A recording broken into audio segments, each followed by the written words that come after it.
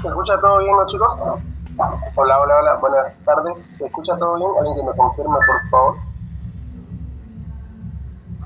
Sí, se escucha. A ver, creo que ahora ya está mejor mi audio que está conectado. ¿Ahora sí se escucha? Hola. Sí, ahora sí se escucha. Buenas tardes. Perfecto, perfecto.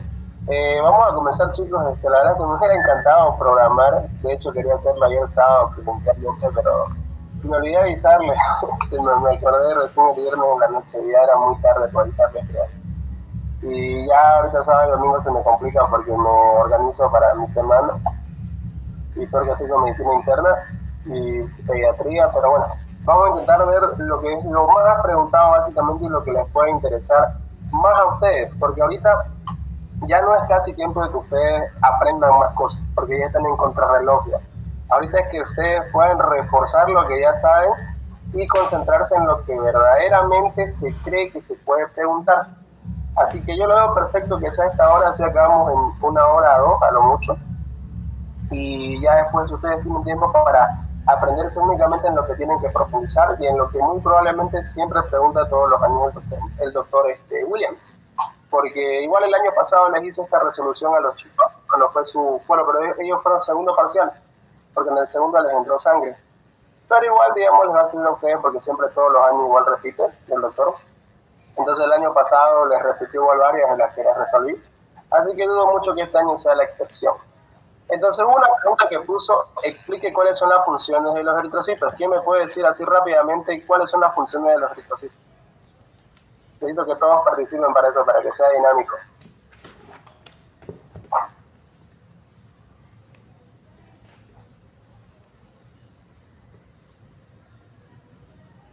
¿Quién sabe cuáles son las funciones de los eritrocitos? ¿Transporte de la hemoglobina? Ya el transporte de la hemoglobina, entonces gracias a la hemoglobina, ¿qué funciones tiene? Puede transportar oxígeno. Pero como sabemos, para transportar lo que es el dióxido de carbono, no necesariamente es la hemoglobina la cual va a participar en esto. ¿Qué enzima tiene dentro el eritrocito para poder transportar lo que es el dióxido de carbono? Y esa enzima le sirve para que mezcle el dióxido de carbono con el agua. Y la anidrasa carbónica. La anidrasa carbónica, correcto. Llega a ser una de las funciones del eritrocito. Entonces, ¿cuál es una de sus primeras funciones? Que gracias a la hemoglobina puede tener el transporte de oxígeno y llevar el oxígeno hacia todas las células capilares. También pueden poner nutrientes, transporte de anticuerpos, transporte de sangre, transporte de hormonas, etcétera. Pueden tallarse mucho en esa pregunta. También, digamos, otra función que tiene es que, como saben, la hemoglobina le da una tercera función al eritrocito, que no tiene nada que ver con la oxigenación. ¿Quién sabe cuál es? Y lo aprendieron en bioquímica. El equilibrio ácido-base. El equilibrio ácido-base, correcto. Fíjense que dice acá, la hemoglobina de las células es un excelente amortiguador ácido-básico. ¿Ok? Entonces tienen que grabarse por lo menos este cuadrito de acá, de lo que indica básicamente las funciones de los glóbulos rojos. El primero, gracias al transporte de hemoglobina, oxígeno, etcétera, ¿lo ves? Y para el dióxido de carbono, anidrasa carbónica. ¿Qué es lo que hace la anidrasa carbónica? No se olviden poner qué hace la anidrasa carbónica, porque si no para el doctor eso es incompleto. La anhidrasa carbónica mezcla el dióxido de carbono con el agua y te forma ácido carbónico. Ese ácido carbónico, al ser débil, se puede disociar. ¿En qué se disocia ese ácido carbónico? El ácido carbónico es este H2CO3. ¿En qué se disocia? En bicarbonato y en hidrogeniones. Perfecto, muy bien, bicarbonato y hidrogeniones, muy bien. Entonces, dióxido de carbono, que es CO2, más H2O va a dar H2CO3. Eso se disocia y forma lo que dijo su compañero, bicarbonato más hidrogeniones. Entonces, no está de más que lo pongan, si pueden ponerlo mucho mejor. Entre más ustedes con su respuesta, mucho mejor para el doctor. Bien, sigamos. Ahí está una de las preguntas, no es nada del otro mundo, eso es lo bonito del doctor, que pregunta cosas que verdaderamente sí les va a servir. Clasifique y explique cuál es el mecanismo regulador más importante para la producción de eritrocitos. ¿Cuál es ese mecanismo que es más importante para lo que es la producción de eritrocitos? ¿Cuál es el mecanismo más importante para que una persona pueda producir más eritrocitos? La eritropoyetina. Sería la hormona, pero la pregunta no va a eso. La pregunta va a cuál es el mecanismo regulador más importante para la producción de eritrocitos. O sea, ¿por qué ustedes piensen en su momento, eso es lo único de la fisiología, por qué una persona necesitaría empezar a producir más glóbulos rojos? ¿Por qué? Porque hay hipoxia tisular. Exacto, porque bueno, muy bien, me gustó lo que dijo, hipoxia tisular o disminución de la oxigenación tisular. Hipoxia tisular, oxigenación tisular, lo mismo, ¿ok? Porque hay disminución de la oxigenación tisular. ¿Qué quiere decir esto? Que está empezando a disminuir la llegada de oxígeno a los tejidos. Entonces el tejido empieza a sufrir porque le falta oxígeno y le va a faltar sangre, obviamente. Entonces, ¿qué hace el cuerpo para contrarrestar la falta de oxígeno? Empieza a crear nuevos colaboradores, o sea, más células rojas, ¿se entiende? ¿Cuál es el estrés entonces principal para que una persona produzca más glóbulos rojos, más trabajadores, por así decirlo? Que le falte oxígeno a sus tejidos. Como no hay oxígeno en el ambiente, en este caso para esta persona, como no hay oxígeno en el ambiente, ¿en qué situaciones ustedes creen que a una persona le falta el oxígeno? Primero nos vamos a ir a la fisiológica. ¿Anemia? Ya, puede ser, pero no es uno de los mecanismos reguladores principales, pero sí entra, digamos. ¿El ejercicio intenso sí es a nivel fisiológico? Ya, pero algo más fisiológico, algo más normal, por ejemplo. Cuando el aire que se inspira tiene una fracción de oxígeno muy más baja de lo normal. Más baja, correcto. Por ejemplo, digamos, si nos vamos aquí a nuestro buen país, el oriente con el occidente, ¿qué de diferente tiene? Por ejemplo, una persona de Santa Cruz o una persona de La Paz o el Alto. ¿Será lo mismo? La altura, ¿no? La altura, perfecto. Ahora, cuando nosotros que somos, digamos, del oriente, vamos hacia el occidente, ¿qué es el primer síntoma que tenemos allá cuando pasamos al occidente? Falta de aire. Falta de aire, correcto, muy bien, Marco, falta de aire. Entonces, como va a haber falta de aire, obviamente, ¿por qué hay falta de aire? Porque el medio ambiente, supongamos el Alto, tiene más oxígeno o menos oxígeno que en Santa Cruz. Menos oxígeno. Menos oxígeno, porque está más en las alturas, ¿se entiende? ¿No? Por ejemplo, ustedes suban una montaña, no sé, gigante, digamos, van a ver que entre más suban, más le va a faltar el oxígeno, porque entre más van arriba, menos oxígeno hay. Entonces, esas personas, así es su medio ambiente de vida, carecen de oxígeno, ¿se entiende? Entonces, como no hay oxígeno, constantemente su oxígeno, sus tejidos sufren hipoxia tisular. Entonces, ¿qué hace el cuerpo para contrarregular esa falta de oxígeno? ¿Qué hace su cuerpo de esas personas? Para Secreta eritropoyetina. Exacto, muy bien. Entonces va a decir, bueno, necesitamos generar más trabajadores, ya que no hay oxígeno, entonces generemos más trabajadores, dicen. Entonces secreta lo que es la eritropoyetina. ¿Dónde se produce la eritropoyetina? ¿Dónde se produce la eritropoyetina? En el riñón. En el riñón, muy bien. Toda la eritropoyetina se produce en el riñón. Bueno, 90%. Un 10% en el hígado.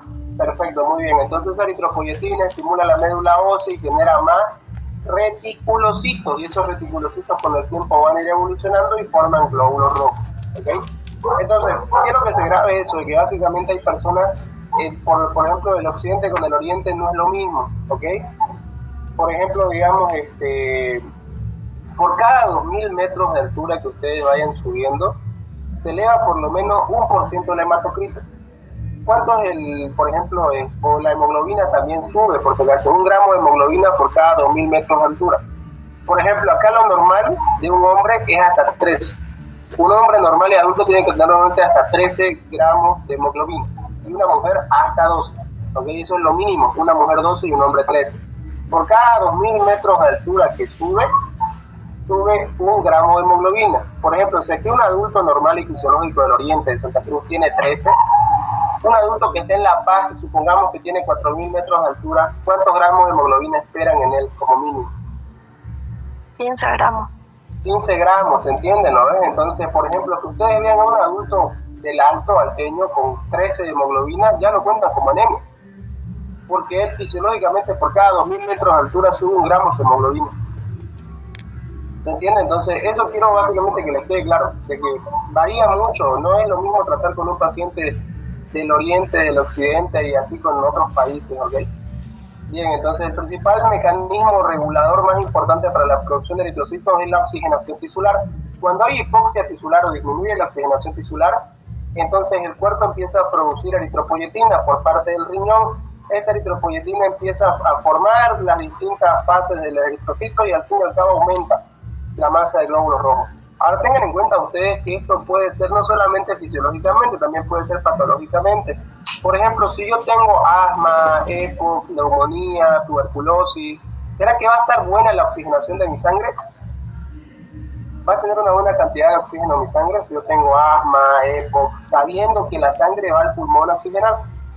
Y sabiendo que el asma, el EPOC, la TB, todas estas patologías interfieren en el intercambio gaseoso. ¿Será que va a estar buena mi oxigenación de la sangre? ¿Sí o no? No. No va a estar buena. Entonces, si no voy a tener una correcta cantidad de oxígeno en sangre, ¿será que voy a tener una correcta cantidad de oxígeno en mi tejido? Sabiendo que la sangre me transporta el oxígeno a todo mi tejido.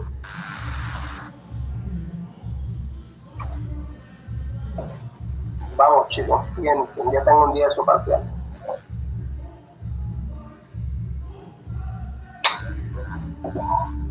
Si mi oxigenación en la sangre está mala, pésima, a causa de un problema pulmonar, o sea, mi sangre no tiene oxígeno, ¿será que le va a poder llevar oxígeno a mis tejidos, esa misma sangre? No. Exacto, muy bien. ¿Y qué va a tener esa persona? Disminución de la oxigenación tisular o hipoxia tisular. Y si tiene hipoxia tisular, ¿qué empieza a liberar? Eritropoyetina. Perfecto, muy bien. ¿La eritropoyetina de dónde viene? De las células del riñón. Del riñón, perfecto. Y eso empieza a generar más glóbulos rojos, ¿se entiende? ¿Se entendió? Sí, Entonces, ¿en qué situaciones patológicas se puede elevar la cantidad de glóbulos rojos, hematocritos o hemoglobina, si así le ponen la pregunta? Problemas pulmonares. Ahora, ¿será que quién bombea toda la sangre a todas nuestras células en nuestro cuerpo? ¿Quién la bombea?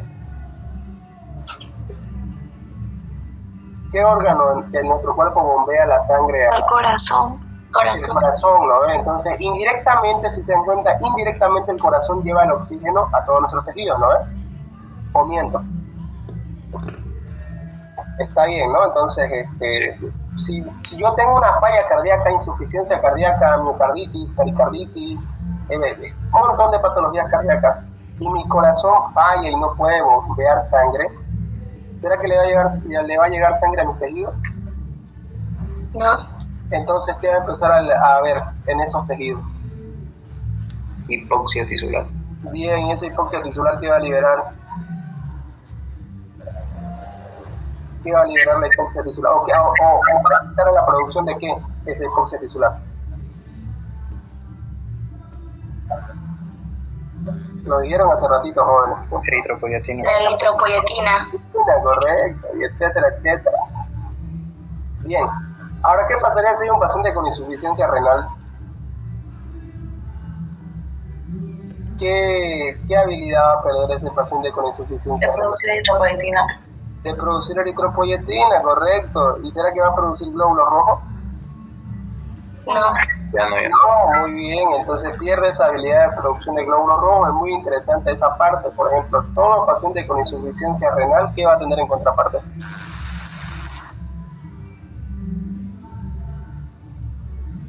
Baja cantidad de glóbulos rojos, ¿no? ¿Y eso cómo lo llama? Bueno, ¿cómo lo Anemia. llamaría? Anemia. Dime. Pero algo que les quiera que cuando ustedes quieren saber si un paciente tiene anemia o no tiene anemia, ¿qué es lo primero que miran en un paciente? La hemoglobina. Hemoglobina. La hemoglobina, muy bien, me alegra que sepan eso. Nunca miren los glóbulos rojos para decir anemia en un paciente, siempre la hemoglobina, siempre la hemoglobina. Por eso la anemia se define como una disminución de la cantidad de glóbulos rojos por debajo de peso, estatura y talla del paciente. Bien. ¿Entendido, no? Esta parte es perfecta. ¿Alguien sabe para qué nos sirve la B12? Este igual es otra pesanga. Estimula la síntesis de ADN de los eritrocitos. Perfecto, muy bien. Muy bien lo que dijiste. Más a grosso modo diríamos que permite la maduración de los glóbulos rojos. ¿Cuáles son las dos vitaminas poderosas para la maduración de un glóbulo rojo? B2 y La B9. B12. B2 y B9, perfecto. ¿Cuál es ácido fólico? B9. ¿Y cuál es cianocobalamina? B2. B12, perfecto, pero hay un problema. La cosa es que cuando nosotros comemos estas vitaminas en el ácido clorhídrico suelen disolverse en el ácido clorhídrico estas vitaminas. Entonces, si es que se disuelven en el ácido clorhídrico estas vitaminas, ¿será que todos tenemos deficiencia de B2 y B9 o qué mecanismo hay que impide eso? El factor intrínseco. Correcto, muy bien, Jazmín. El factor intrínseco es un muy poderoso, pero poderoso, ¿cómo se llama esto? Poderoso inductor para que no pase esto. Porque la B12 básicamente, el factor intrínseco cuida lo que es la B12 sobre todo, ¿no? Para que pueda llegar y pueda absorberse. ¿De dónde sale el factor intrínseco? Lo vieron en gastro eso. De las células principales. Perfecto, ¿de qué glándulas, pero? Muy bien, me dijo la célula en concreto, pero... Las glándulas gástricas oxínticas. Exacto, glándulas oxínticas y glándulas gástricas. Entonces, si estas glándulas llegan a atrofiarse, o sea, mueren, digamos, en otras palabras, ¿van a poder liberar factor intrínseco? No. No, entonces, ¿qué deficiencia de qué va a haber? De B12. ¿Por qué la deficiencia de la B12? Porque no va a poder ser reabsorbido. No absorbe por la falta del factor intrínseco. Perfecto, muy bien. Y si no absorbe B12 y B9, ¿y qué le va a pasar a su eritrocitos? No va a madurar. Se vuelven grandes y frágiles. No madura. Macrocítico. Muy bien, a mí ha llegado a un punto más elevado, la verdad, muy bien, se vuelven macrocíticos estos glóbulos, empiezan a tener un tamaño mucho más grande. Estos glóbulos rojos, cuando no pueden madurar correctamente, ¿saben qué es lo que hacen? Estos glóbulos rojos dicen, como no puedo producir la misma cantidad de glóbulos rojos que producía antes, cuando tenía buena cantidad de B2 y B9, los pocos que voy a producir los voy a hacer grandes. Eso dice el cuerpo. Como no está pudiendo producir la misma cantidad que antes por la deficiencia de B2 y B9, empieza a hacer los pocos que produce los hace grandes, macrocíticos. Empieza a generar una anemia megaloblástica, se le llama eso, anemia megaloblástica. Porque este megaloblasto, ¿a qué hace referencia el sufijo megalo y blasto? Megaloblasto. Agrandamiento de... El primero Una célula grande y madura. Eso, muy bien, Valeria, muy bien. Megalo, grande, blasto, inmaduro. ¿Entienden? Es fácil, ¿no? Eso significa un megaloblasto, una célula grande e inmadura. Entonces, eso es lo que genera básicamente una deficiencia de la B2 y la B9. Y de hecho es muy peligroso, ¿no? Esta parte, y esto lo podemos ver con el volumen corpuscular medio. ¿Alguien sabe con qué se mide el volumen corpuscular medio? Con el hemograma. O O sea, ¿con qué índice medimos el volumen corpuscular medio? Porque para medir si está grande o está pequeño un glóbulo rojo, vemos el BCM o volumen corpuscular medio. El que se mide por centolitros, ¿no? Pentolitros, correcto, muy bien. Eso es uno de los lugares donde ustedes pueden saber si está grande o está pequeño un glóbulo rojo. Bien.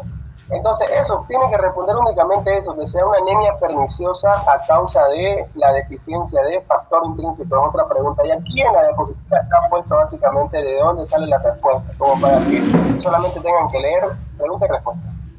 Explique el proceso de formación de hemoglobina. No vamos a entrar tanto en profundidad en esto, pero es bastante fácil, ¿no? Esto es en bioquímica, lo han visto. 2-succinil-CoA más 2 glicinas te forman 4 pirroles. 4 pirroles más 4 pirroles te forman protoporfirina 9. Protoporfirina 9 más hierro te forma el grupo hemo. Y hemo más un polipéptido forman la cadena de hemoglobina, que es una cadena, ojo, ¿no? Y 2 cadenas alfa más 2 cadenas beta te forman la hemoglobina A. ¿Por qué dice hemoglobina A? Buena pregunta. ¿Por qué dice hemoglobina A?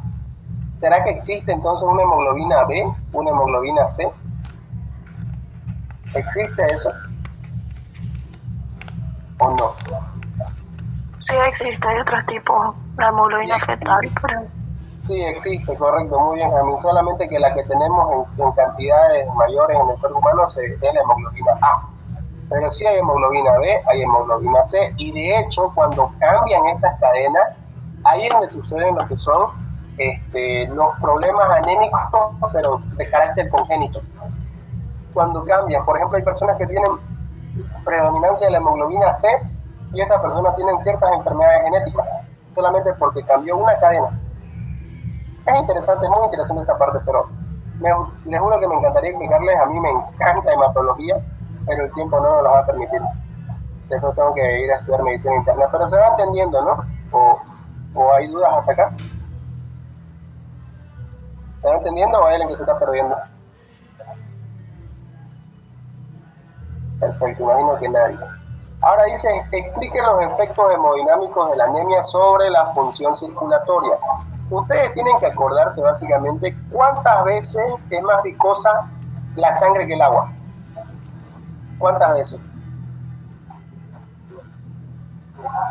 ¿Cuántas veces es más viscosa la sangre que el agua? 3 veces.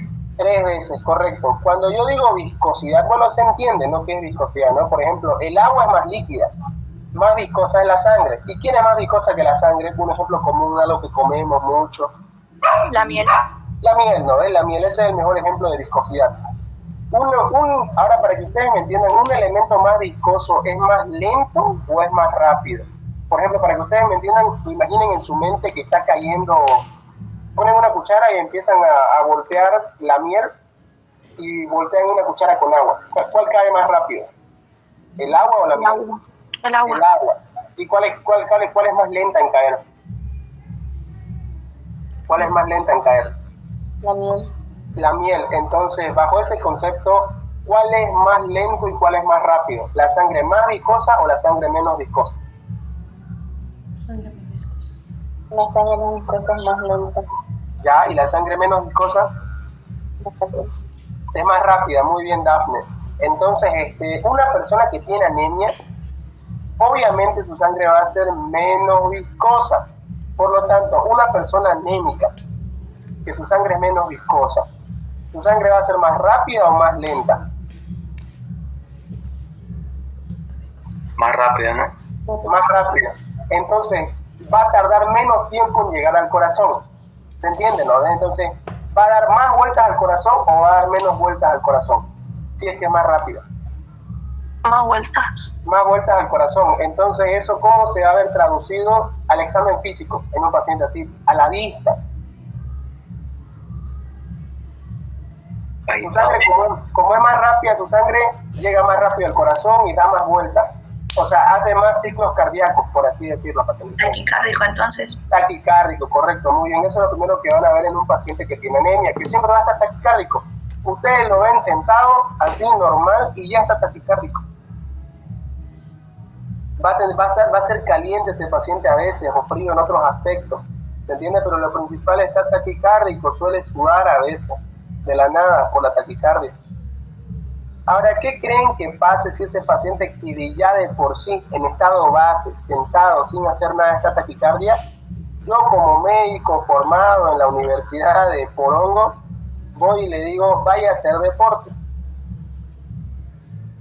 A ese paciente que ya está taquicárdico porque su sangre no es viscosa, por la anemia.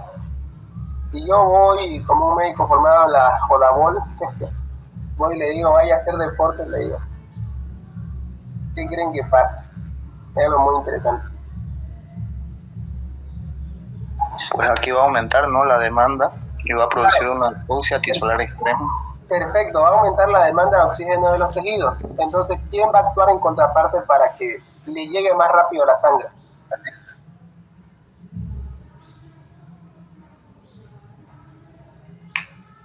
Muy bien lo que dijeron, o sea, como va a hacer ejercicio esa persona, tengan en cuenta ustedes que esa persona ya es taquicárdica, de por sí es taquicárdica sin hacer nada, ¿ok? Porque su sangre no es viscosa. Ahora, si una persona empieza a hacer ejercicio, va a girar más o menos esa sangre. Más. Mucho más, ¿no ves? Por ejemplo, mi frecuencia cardíaca mía normal es 72, supongamos. Pero una persona que tiene anemia sin hacer nada es 100, 110. Ahora, si se pone a hacer ejercicio, ¿ustedes creen que se va a elevar esa frecuencia cardíaca? Sí. Sí, se puede elevar hasta 130, 140, 150. Y si yo elevo aún más y aún más y aún más mi frecuencia cardíaca, ¿eso va a estar bueno o va a estar mal? No es bueno. Entonces, ¿qué puede pasar?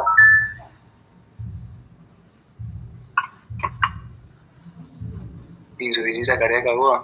Insuficiencia cardíaca aguda. Llega un punto, porque ¿quién es el que está trabajando realmente? ¿Quién es el que está chambeando para que toda esa sangre sea más y más rápida? ¿Quién es el que verdaderamente está haciendo todo el trabajo para que esa sangre sea más y más rápida, para que sea bombeada con más fuerza? El corazón. El corazón. Entonces, ¿quién es el principal órgano que está haciendo sobreesfuerzo? El corazón. Y ustedes, como ya llevaron cardíaco y son unos fisiólogos fenomenales, si yo elevo más mi ciclo cardíaco y yo aumento y aumento y aumento la cantidad de ciclos cardíacos y aumento la frecuencia cardíaca, ustedes, como son unos correctos fisiólogos, ¿qué pasa si se ve más dañada? ¿Sístole o diástole? Sístole o diástole. Si yo elevo y elevo y elevo mi frecuencia cardíaca, ¿será que la sístole? ¿Será que la sístole se ve afectada entre más y más aumento mi frecuencia cardíaca? ¿Qué tiempo empieza a disminuir? Entre más y más y más veces aumenta la frecuencia cardíaca. ¿Qué tiempo empieza a disminuir? ¿El tiempo de sístole o el tiempo de diástole? El tiempo de diástole, muy bien, Aarón. Entonces, si disminuye el tiempo de diástole, ¿será que va a llenarse correctamente ese ventrículo? No. No se va a llenar correctamente el ventrículo. Entonces, va a llegar un punto donde ese corazón va a estar contrayéndose y no va a botar ni sangre, porque no le dio el tiempo suficiente para llenarse correctamente en la diástole. Eso es lógica, jóvenes. Y eso es lo bonito de la fisiología. Por eso le digo, si ustedes no pasan con bases en esta materia, olvídense de que les sea fácil farmacología, fisiopatología, medicina interna, y etcétera, etcétera. Porque, por ejemplo, digamos, les viene un paciente anémico y muchos médicos dicen, la mejor medicina preventiva es el deporte. Y le dicen, coma esto, coma saludable y haga deporte. ¿Será que le van a decir a un anémico, haga deporte? Trabaje normalmente. ¿Por qué no? Porque de por sí su sangre del anémico ya es rápida, ya tiene taquicardia de por sí nomás. Si vos lo pones a hacer alguna actividad que lo exija mucho, va a hacer todavía más trabajo su corazón y puede predisponerlo a un punto donde la diástole no va a ser suficiente, no se va a llenar nada ese ventrículo y no va a expulsar nada. Y ahí es donde entran en insuficiencia cardíaca aguda. Y aquí hasta el Guyton lo dice, por eso que este libro, pucha, es el padre nuestro de la medicina, el Guyton. Fíjense qué nos dice aquí el todopoderoso Guyton.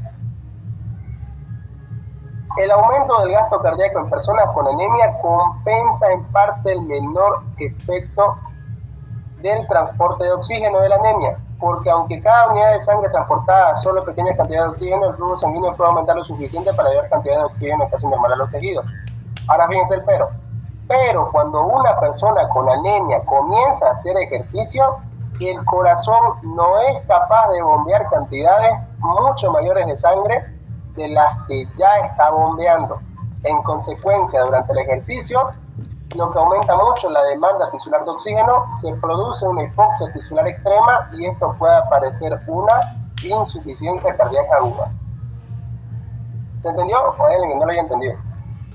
Ustedes son achangas, así que yo sé que a la primera entienden ustedes. Bien. Perfecto, ¿no? Es algo muy interesante, es algo muy fascinante de la fisiología. Estas partecitas, aprenderlas con lógica. Bueno, después explique los efectos hemodinámicos de la policitemia. Ahora nos vamos a ir al otro polo. Este es policitemia. ¿Va a ser menos viscoso o más viscoso? Más viscoso. Más viscoso. Por lo tanto va a ser más rápido o más lento. Más lento. Más lento. Lo mismo que aplicamos con la anemia, lo mismo se aplica en policitemia, pero esta es una parte un poquito más confusa de entenderle, ¿ok? Porque tiende a hacer mayor esfuerzo el corazón, algunos dicen que se eleva la presión arterial, otros dicen que no, pero esta pregunta no la he visto hacer mucho al doctor. Esta pregunta solo la puse con el afán de que lean la verdad está acá, pero aquí pueden leer un poco más de lo que es el efecto de la policitemia. Pero básicamente se va a hacer más lenta la sangre, por lo que es más viscosa. Pero como va a haber una mayor cantidad de glóbulos rojos, va a aumentar el gasto cardíaco. Y esto se va a contrarrestar, por así decir, y lo que va a ocasionar es que esté normal. Estos pacientes con policitemia, por los que tienen elevación de los glóbulos rojos, no les pasa nada. A los pacientes que verdaderamente hay que cuidarlos son los anémicos. ¿Ok? Por ejemplo, digamos, ¿quiénes tienen policitemia fisiológica? Después de lo que dijimos anteriormente. ¿Quiénes tienen policitemia fisiológica? Las personas que viven en altitudes. Las personas que viven en altitudes, en el Alto, en La Paz, en Potosí, Oruro, ¿no? Todas esas personas tienen policitemia fisiológica. ¿Y será que en algún punto de su vida ellos desarrollan algo malo? No, están tranquilos con su vida. Es que la policitemia en sí no es la cosa más mala del mundo. Lo que sí es bastante peligroso es la anemia. Por eso la ley de la medicina, ¿a qué tienen que tenerle más miedo? ¿Al aumento de algo o a la disminución de algo? ¿A qué tienen que tenerle más miedo? Y es una ley de la medicina. ¿A qué tienen que tenerle más miedo? ¿Al aumento de algo o a la disminución de algo?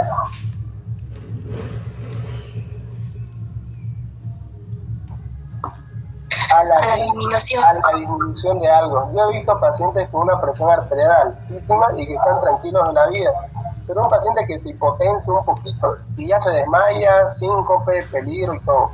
He visto pacientes con una glicemia de 700 a 600 que están tranquilos de la vida. Pero pacientes con 50 de glucosa, 50, que ya se están desmayando, que están a punto de entrar básicamente en shock hipoglicémico. Siempre tenganle más miedo a la disminución que al aumento. Esta acá es Super P de William, sistema monocito macrofágico. ¿Quién puede explicarlo así, flash, rápidamente, qué es el sistema monocito macrofágico?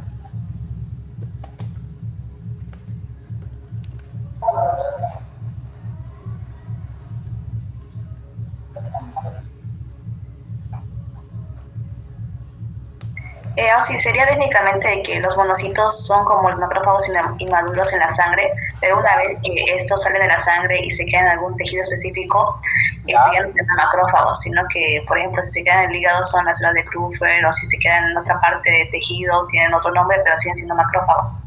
Bien, perfecto, muy bien, ¿no? Pero aquí la definición más correcta la tiene el Guyton. Fíjense qué dice. ¿Qué es el sistema monocito macrofágico? Siempre lo preguntan. A veces no le ponen el sistema monocito macrofágico, le pone sistema retículo endotelial. Explique nomás, le pone el doctor. Que es la combinación total de monocito inmaduro, macrófago maduro, móviles. Macrófagos tisulares es cuando ya se quedan fijos en un tejido y se especializan. Pueden ser células de Kupffer en el hígado, pueden ser glías en la parte de lo que es el sistema nervioso, pueden ser osteoclastos en el hueso, etc. Fijos y unas pocas células endoteliales, especializadas en la médula ósea, el vaso y los ganglios linfáticos. A esto se le denomina sistema retículo endotelial. ¿Se entendió? ¿O hay alguna duda? Porque esa es súper pregunta esa. hasta en los finales sale. ¿Se entendió o hay dudas para que, si quieren, yo lo puedo explicar, ¿no? Pero eso, Repítelo, Uzi, por favor. que básicamente ese sistema monocito macrofágico es una combinación de hartas células blancas. Eso es lo primero que tienen que poner. Que es una combinación de varias células blancas. ¿Quiénes entran en este sistema? Monocitos, que son inmaduros, macrófagos, que los macrófagos no son más que monocitos maduros, los macrófagos móviles, que son los que se mueven y circulan, los macrófagos tisulares fijos, que son células de Kupffer en el hígado, histiocytos en la piel, células del polvo en lo que es los pulmones, etcétera, etcétera, ¿no? Y fíjense que dice más, unas pocas células endoteliales especializadas en la médula ósea, el vaso y los ganglios linfáticos. A esta combinación de todas las células blancas que les dije, se les denomina sistema retículo endotelial. Ahora sí. Gracias, Uzi. Yo solo sería mencionar, digamos, ¿no, Uzi? Eso es lo Claro, que... claro. O sea, que el sistema, por eso se llama sistema, ¿se entiende? Porque es una combinación de varias células blancas, ¿se entiende? Creo que ahora ya se entendió mejor, ¿no? Perfecto. Sí, Uzi. Vamos a tratar de meterle el intro porque ya me espera artritis reumatoidea y artrosis para estudiar más rápido. Explique los eventos que ocurren cuando una persona cuya sangre tiene el antígeno A. Este es fácil. Tiene antígeno A. Se le transfunde sangre de un donante cuyos eritrocitos tienen el aglutinógeno A. ¿Qué creen que pasa? Si tiene el antígeno A, ¿qué tipo de sangre es? A. Si una persona tiene el antígeno A, ¿qué tipo de sangre es? B. No, tiene el antígeno A. Es tipo A. Ah, correcto, muy bien. El antígeno que tenga, ese es su tipo de sangre.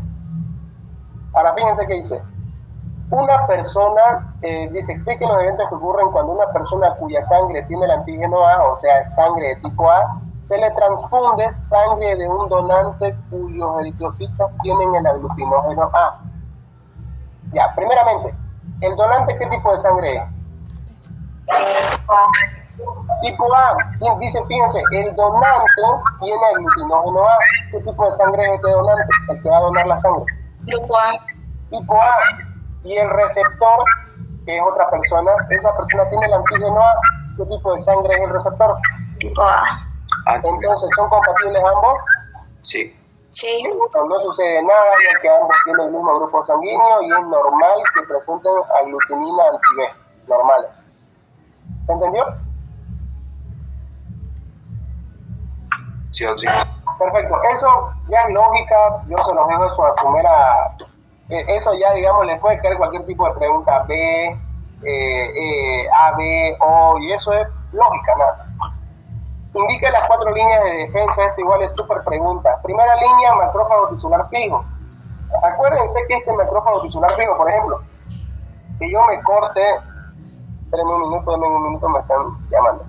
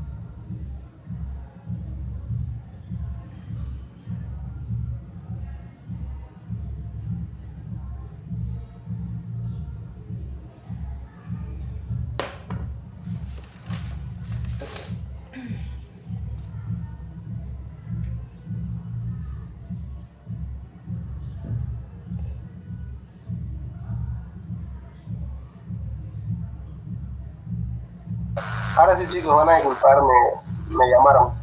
Porque se entendió, pero lo de las 4 líneas de defensa, esto es básicamente, está en el libro eso. Primeramente, acuérdense, es que lo que pasa es que esta clase es para que ustedes puedan centrarse en lo que verdaderamente preguntan. Porque ya ahorita tienen muy poco tiempo, creo que ya no es tiempo de aprender cosas nuevas, ahorita es tiempo de retroalimentar y de reforzar las cosas que sí les pueden preguntar. Acuérdense de las 4 líneas de defensa. La primera, el macrófago tisular que estaba fijo se desprende, se hace móvil y va a ir a atacar al sitio de lesión. ¿Entiendes? Y luego el segundo, que se van a transportar los monocitos hasta el sitio de lesión para diferenciar, activan los neutrófilos, monocitos y neutrófilos otra vez. ¿Se entiende, no? ¿O hay alguna duda? Porque esta está sencilla, digamos. Solo tienen que describir las 4 líneas de defensa. ¿Alguna duda? No, sí. Perfecto, ¿no? Esa está regaladísima. Si les toca a esa, qué bendición. Perfecto. Explique el mecanismo de acción de los linfocitos T citotóxicos sobre los microorganismos invasores. Está fácil, fíjense. Los linfocitos T citotóxicos se unen al microorganismo invasor, o sea, se agarran de él, donde van a liberar las enzimas llamadas perforinas, ¿ok? Que perforan la membrana del microorganismo para posteriormente destruirla. ¿Se entiende, no? Por ejemplo, algo que quiero que les quede claro es que no todos los glóbulos blancos fagocitan, ¿ok? Los únicos que verdaderamente fagocitan son neutrófilos y monocitos, o macrófagos, como quieran decirlo. Lo que es eosinófilo no fagocita. ¿Cómo verdaderamente un eosinófilo mata a un parásito? ¿Quién me puede decir? Que haya leído bien sangre. Porque son lo único que fagocitan son neutrófilos y monocitos. Pero ¿cómo se defiende un eosinófilo? Liberando enzimas. Perfecto. Específicamente, ¿cuál? Para un parásito. Porque si les preguntan eso tienen que escribir en su examen. Hidrolítica. No. Para un parásito, ¿cuál es la enzima principal? Yo que no he leído mi hemato en todos estos días, me acuerdo aún todavía por Williams. Proteína principal. Básicamente es una enzima la cual es muy larvicida. La pueden buscar en la parte de hemato. Ahí hay un apartado que dice únicamente eosinófilo, nada más. Ahí me la busco, acá está, eosinófilo. Liberan enzimas hidrolíticas que también están bien, y lo que es un polipéptido larvicida muy potente llamado proteína principal básica, PP. ¿Se entiende, no? Perfecto. Indique los mecanismos de acción por los que los anticuerpos actúan protegiendo al organismo frente a los microorganismos invasores.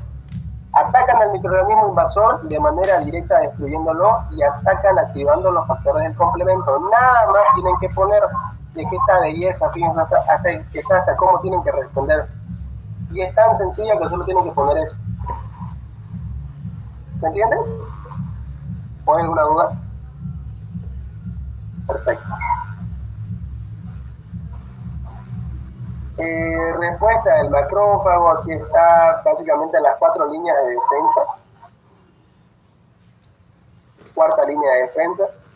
O sea, las diapositivas están tan bien hechas que está hasta para que ustedes vean la pregunta y ahí está su respuesta. Ni siquiera tienen que ir al libro a ver la respuesta, está en las mismas diapositivas.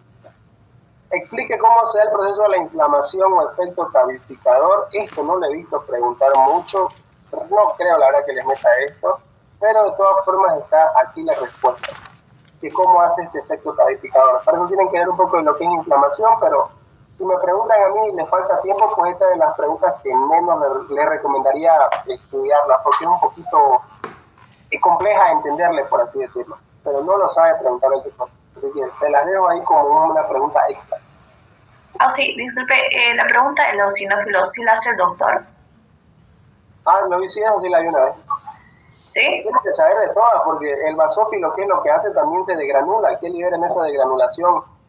Libera lo que es vitamina, también libera vitamina como el mastofito, libera serotonina, pradicinina. ¿Qué más aparte de eso libera? Creo que les pregunta qué libera un basófilo. Libera algo muy característico el basófilo. Heparina. Heparina, correcto, muy bien. Y aquí está, fíjense que está la pregunta, ¿mediante qué mecanismo atacan los eosinófilos? ¿Qué dice acá? Proteína principal básica, para que vean que no les miento. Aún me acuerdo de esos tiempos de antaño, ¿no? Perfecto, ¿no? Aquí pueden ver básicamente todo, está hasta como para leerlo nada más. Explica los mecanismos de la inmunidad innata. La inmunidad innata, para que me entiendan, es esa inmunidad con la que nacemos nosotros. Por ejemplo, digamos, yo tengo ácido clorhídrico para protegerme de cualquier cosa que yo coma y esté con bacterias. ¿Será que ustedes tienen ácido clorhídrico también o no? ¿Será que ustedes también tienen ácido clorhídrico en su cuerpo? Sí, así. Pero supongamos, digamos, yo pasé por, no sé, COVID, y yo obviamente voy a generar anticuerpos contra el COVID, ¿no ves? Pero ¿será que todos aquí en esta sala de reunión tenemos anticuerpos contra el COVID? No. No, puede ser que alguien no lo tenga, ¿no ves? Entonces, esa es una inmunidad. ¿Qué tipo de inmunidad sería? Adquirida. Adquirida, correcto. La innata es algo con lo que nacemos. Por ejemplo, yo tengo neutrófilos. ¿Ustedes tienen neutrófilos? Sí, así. Muy bien, pero ¿será que si yo tengo linfocitos de memoria, no sé, chikungunya, por ejemplo, me dio a mí chikungunya una vez, ¿será que todos tienen linfocitos B de memoria de chikungunya? No, sí, no todos. No, es porque por ahí no a todos les dio chikungunya. Entonces, eso es de concepto acá muy sencillo y simplemente tienen que describir cuáles son los mecanismos de la inmunidad innata. ¿Quiénes son? Ácido clorhídrico, la piel, básicamente los glóbulos blancos que tenemos como ser neutrófilos, basófilos, eosinófilos que todos tenemos, los mecanismos fagocíticos que tienen nuestros glóbulos blancos, el complemento, el polipeptido básico, enzimas, lisocimas, linfocinas, ¿no? ¿Se entiende? Ahora, ¿cómo clasificamos la inmunidad adquirida? ¿Quién sabe? Humoral y celular. Humoral y celular, muy bien. ¿Cuál es la celular? Rápido, go. Linfocito T. Perfecto, ¿la humoral? El linfocito B. Perfecto, ¿dónde se produce un linfocito T?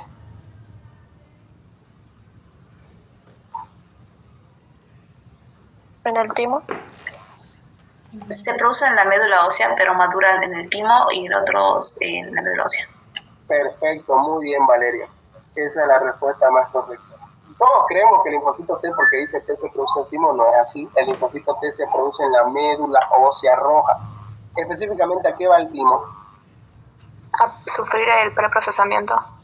Perfecto, muy bien, Isabel Hurtado, a sufrir el preprocesamiento, muy bien, Mechite. Porque ¿será que el 100% de linfocitos T producidos en la médula ósea, el 100% de circulación sanguínea o entra a circulación sanguínea? ¿Quién ha leído esa parte? Se mantienen tejidos linfáticos. No, esa no es la respuesta más correcta. Yo digo del 100% de linfocitos que se producen en la médula ósea roja, ¿será que ese 100% llegan a ganglios linfáticos o torrentes sanguíneos? Esa es mi pregunta. ¿O qué es lo que... solo algunos. Solo algunos. Tienen que tener muy en cuenta que mucho, más del 60-70% de linfocitos mueren en el timo. Una cantidad muy grande de linfocitos T mueren en el timo. ¿Por qué? Porque o son linfocitos T anómalos, o son linfocitos T sin vida, o son linfocitos T autoinmunes que pueden generar enfermedades autoinmunes, o etcétera. ¿Se entiende? El linfocito T es como un centro de reclutamiento donde eligen a los mejores soldados, por así decirlo, y también los entrenan. Porque esta inmunidad básicamente celular es especializada, ¿ok? Por ejemplo, un neutrófilo es como un paco, que circula, deambula, se mira quién está, y el paco obviamente ve un maleante, ve a cualquier cosa y ya, el paco no va ya a poder encarcelarlo. Pero un militar especializado no sale a atacarle a un delincuente normal, ¿no ves? ¿O a qué sale un militar? A atacar a fuerzas especializadas, ¿no ves? Por ejemplo, digamos, no sé, digamos un cártel de droga, qué sé yo, ¿no? O sea, cosas específicas. El militar no va a salir porque vino un simple ladroncito, un borrachito, no, ¿ves? Para eso está el Paco, que él es el que circula y ve todo. El militar únicamente sale cuando hay algo específico a lo que tiene que atacar, una banda de delincuentes muy peligrosa, un cartel de drogas, qué sé yo, es un ejemplo. ¿Se entiende? Es por eso que la inmunidad celular es una inmunidad especializada. ¿Se entiende? ¿O no se entendió? Perfecto. Y los linfocitos B son los que producen anticuerpos. Aquí tenemos básicamente, y aquí fíjense, tanto el T como el B se producen ¿en dónde? En la médula ósea roja. El T madura en el timo y el B ¿dónde madura? El linfocito B ¿dónde madura? Hígado y médula ósea. En la misma médula ósea roja. Ahí madura el linfocito B. Explique cómo se da el procesamiento. Aquí está básicamente de lo que les hablé, está acá. Explica el mecanismo de activación de un... esto sí es súper pregunta. Esto lo he visto hasta en finales. Explique el mecanismo de activación de un clon de linfocitos. ¿Quién puede explicarlo eso? Así en sus palabras. Esto sí yo les recomiendo que se lo aprendan.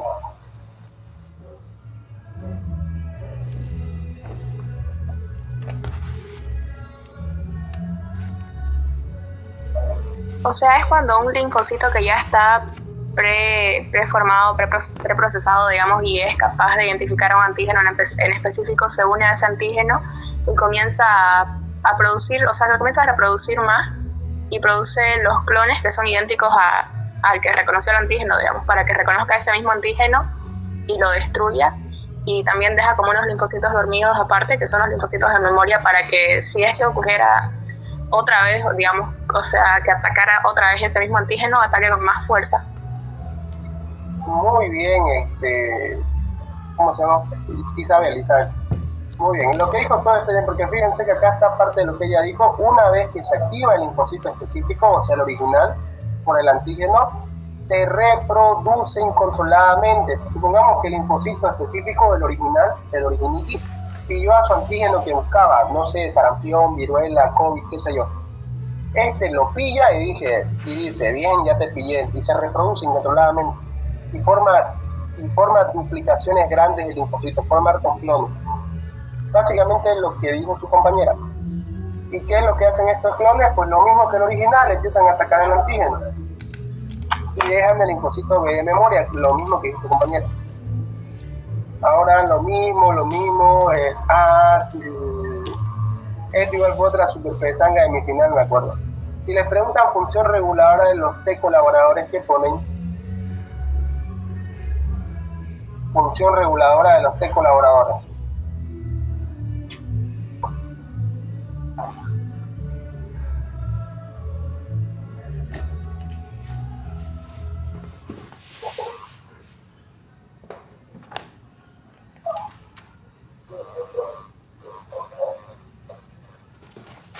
Vamos chicos, parece que les comió la lengua al ratón, parece. ¿Qué es a través de las linfocinas? La formación de las interleucinas. O sea, actúan en coordinación, digamos, con parte del sistema inmune, pero forman linfocinas que son interleucinas. Las interleucinas 2 son para el crecimiento y proliferación de linfocitos T, las interleucinas 4, 5 y 6 son para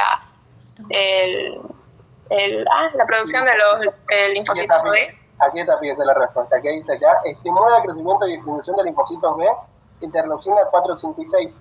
Estimula la producción de citotóxicos y supresores, interleucina 2. Estimula, ¿y quién autoestimula el linfocito T colaborador? Buena pregunta, ¿no? ¿Quién autoestimula para que se produzcan más colaboradores?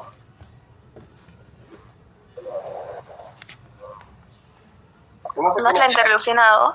Exacto, muy bien, Hurtado Isabel. ¿Y quién produce la interleucina 2? El linfocito TCD4. Entonces te das cuenta que el mismo... Es de retroalimentación positiva. Exacto, muy bien, eso es lo que quería llegar. Bien, me parece fantástico que ustedes literalmente saben bastante ustedes. Entonces, son muy capos, la verdad, y ya lo entienden así de una. Perfecto, muy bien lo que dijo. Es una retroalimentación positiva. Se autoestimula él mismo, por así decirlo. Él puede definir si quiere seguir produciéndose o no. Entonces, ¿qué es lo que creen ustedes que pasaría si el linfocito TCD4 deja de funcionar, su población se extingue a cero? ¿Qué creen que pasa?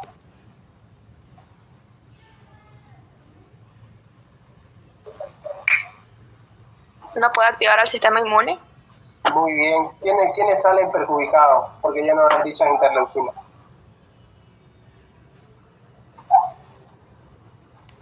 Supongamos que los CD4 mueren todos, por alguna razón en específico.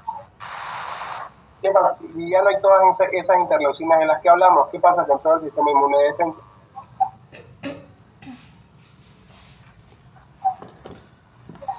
No funciona correctamente de plano. Y la persona empieza a sufrir problemas con la inmunidad, porque si no hay esas interleucinas, no va a haber ni citotóxicos, ni natural killer, ni supresores, ni células plasmáticas, ni anticuerpos, ni de memoria, ni siquiera van a haber neutrófilos.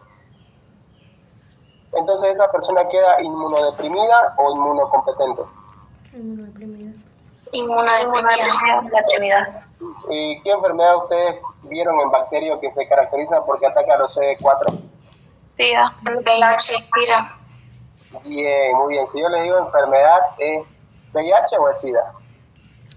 VIH. VIH. Si yo les digo en qué fase está, ahí recién usan el término SIDA, no se olviden de eso. VIH. ¿Qué usan los bacteriólogos para ver si está en fase SIDA o no está en fase SIDA? Recuento de linfocitos T. Le cuento de CD4, muy bien. Perfecto. Mecanismo de acción de los anticuerpos, ya lo vimos y acá está. Ya muy bien.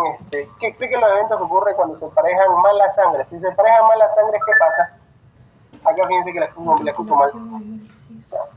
¿Qué es lo que pasa cuando yo emparejo mal un tipo de sangre? Aglutinación. Aglutinación, correcto. Y esa aglutinación, después de eso, ¿qué pasa?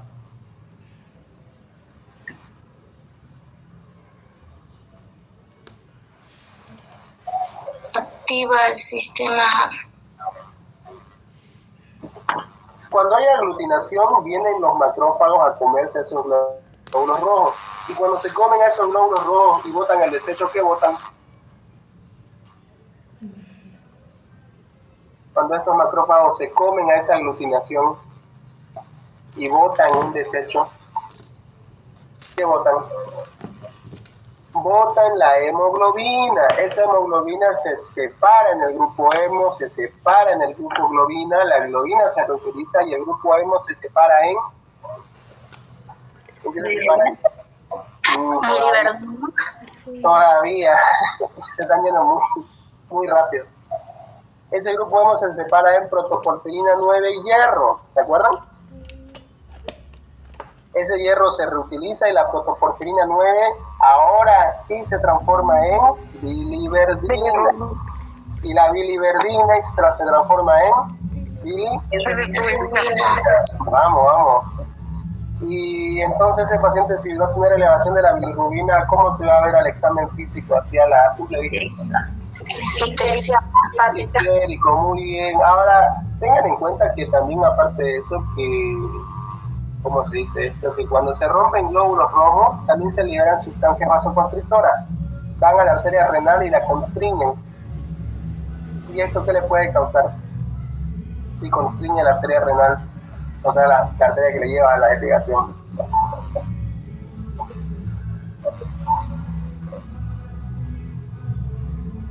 Vamos, insuficiencia renal aguda, correcto. Y aparte de eso, esta hemoglobina, hay muchas partes de hemoglobina que no se transforman en bilirrubina y van al riñón a filtrarse y taponean los túbulos contorneados. ¿Qué pueden producir esto?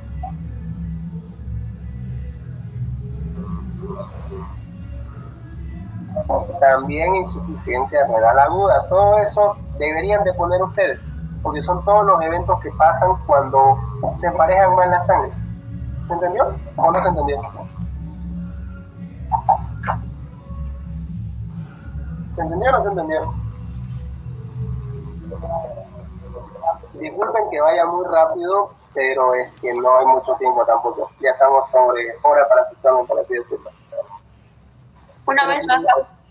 Ya, Sí, básicamente cuando hay un mal emparejamiento de sangre, los glóbulos rojos se aglutinan. Luego, después de aglutinarse, ¿quién se activa?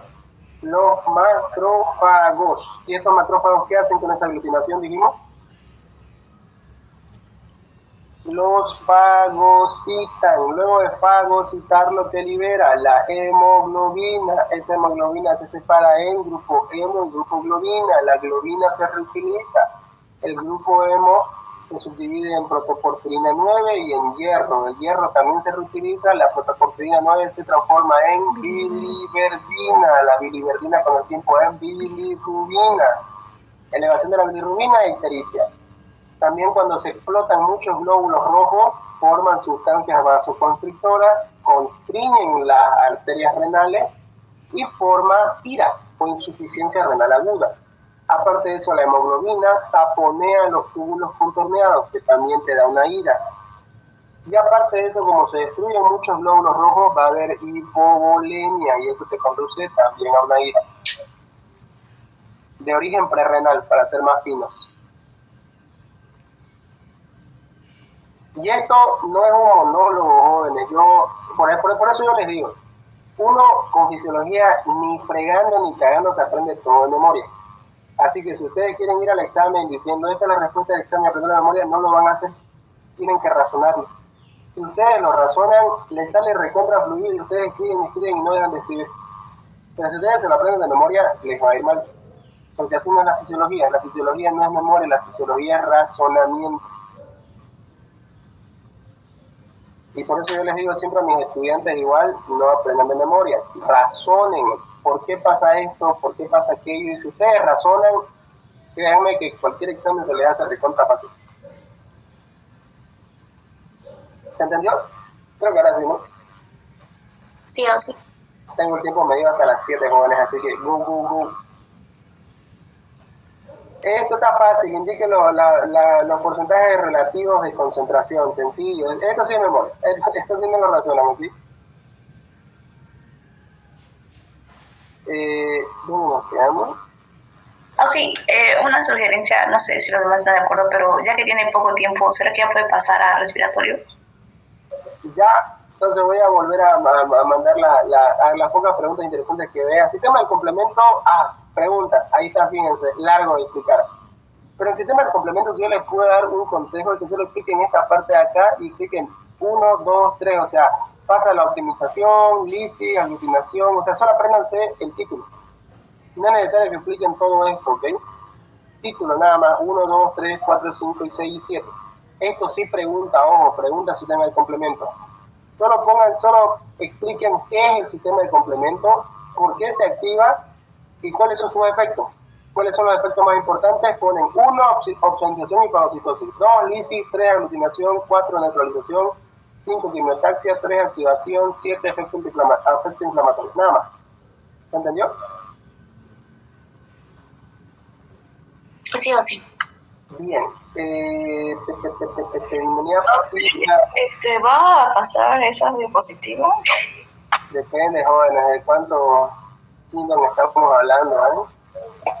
Es material intelectual invaluable esto, ¿eh? Es la cúspide y el oro de la fisiología de esto. Ya vean, sí, por favor. Por favor.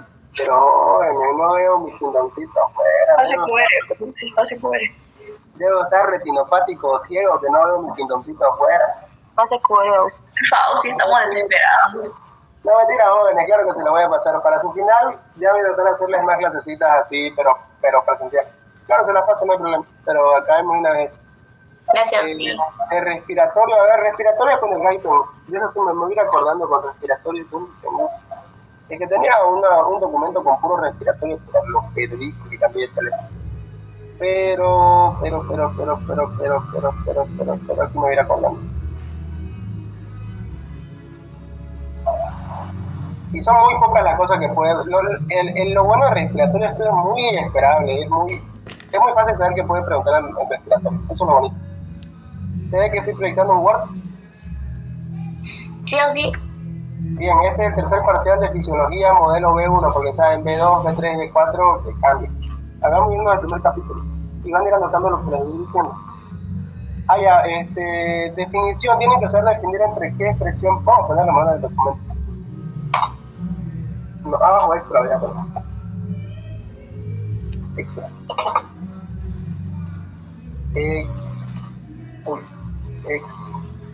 Extra.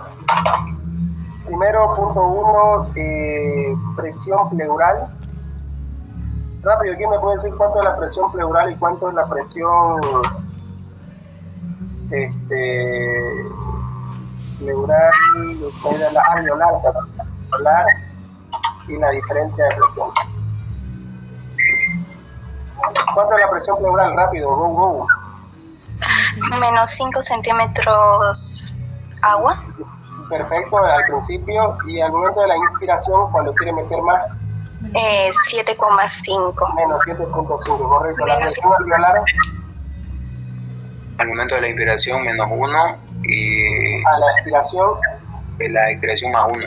Perfecto, muy bien. Listo, ese es el primer consejo. Después, ya, surfactante. Surfactante funciones. ¿Cuál es la función de surfactante? Evitar el colapso alveolar. Perfecto. ¿Y cómo hace eso? Disminuye la tensión superficial. Exacto, me gustó, perfecto, eso fue lo más correcto. ¿Y cuáles son los componentes químicos de la surfactante? Dipalmitodilfosfatidilcolina. Uy, correcto, yo me acuerdo que me dio tanta rabia esa frasecita de dipalmitodilfosfatidilcolina que de rabia me la aprendí, me acuerdo. Apréndanse, el principal compuesto químico, dipalmitodilfosfatidilcolina. Y así ustedes se acuerdan en su mente y lo dicen. ¿Qué otras funciones pueden tener así principales? Si pregunta. ¿Qué cosa? Capacidad de volúmenes, pregunta, ¿o sí? Nunca le he visto preguntar capacidad de volúmenes. Creo que porque es muy fácil. Nunca le he visto preguntar capacidad de volúmenes. Así que, si quieren lo estudian, ¿no? Pero yo lo veo como una pregunta como para práctica. Ya me acordé. Volumen minuto. ¿Cuánto es el volumen minuto normal? Volumen corriente menos volumen del espacio. 6 litros. 350 ml por minuto. No, ese es No. Les estoy diciendo volumen minuto. Se están acostumbrando mucho a responder de una forma muy automatizada. Volumen minuto, no ventilación. El volumen minuto se calcula con el volumen corriente multiplicado por la frecuencia respiratoria. 12 respiraciones por minuto son 6 ml minuto. Correcto, muy bien, Isabel Hurtado, tachísima, Isabel. Ahora ya si les digo ventilación alveolar. Ahí se le resta al volumen corriente lo que se queda en el espacio muerto y solamente queda 350 ml, que son los que van a hacer intercambio gaseoso, y se multiplica por la frecuencia respiratoria. Correcto, perfecto. Una exquisitez a nivel fisiológico. Y esta súper pregunta, reflejo, de oxígeno, reflejo del estornudo. Esto es estudiarlo, esto sí no es razonamiento, léanlo por favor, jóvenes. Les va a tocar. Reflejo de oxígeno, reflejo del estornudo, ¿ya? ¿Qué más? Aquí está, fíjense. Reflejo. Sí, entre eso de zona 1, zona 2, zona 3. Uy, super entra, a mí me entró, fíjate, acá está. Explique la rampa inspiratoria, funcionamiento, explique el reflejo de Herring-Brewer. Reflejo de Herring-Brewer, super P. Funciones nasales biliares, frecuencia de ventilación alveolar, eso no lo tengo.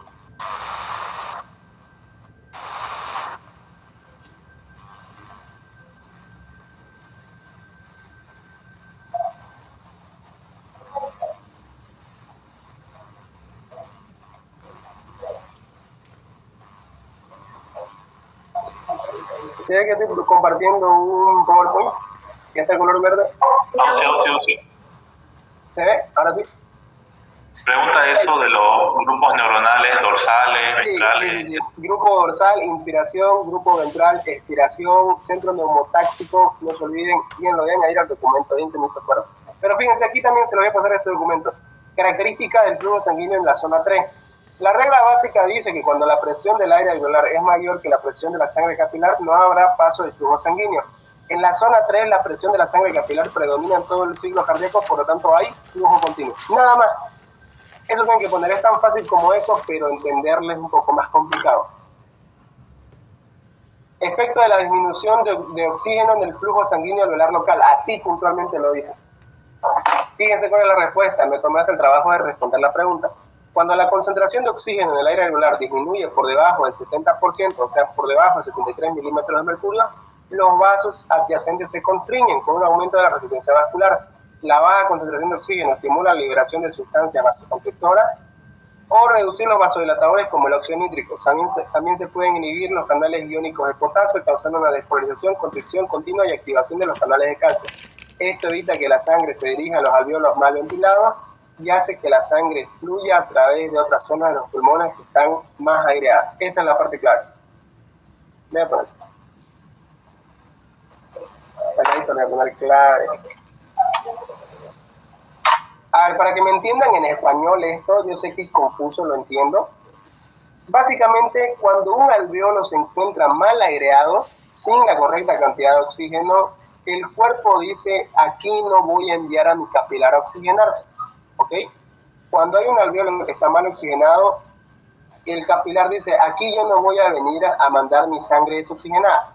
Entonces empieza a constreñir ese capilar y deriva el flujo hacia otro alveolo que está mejor aireado. ¿Se entendió? ¿O no?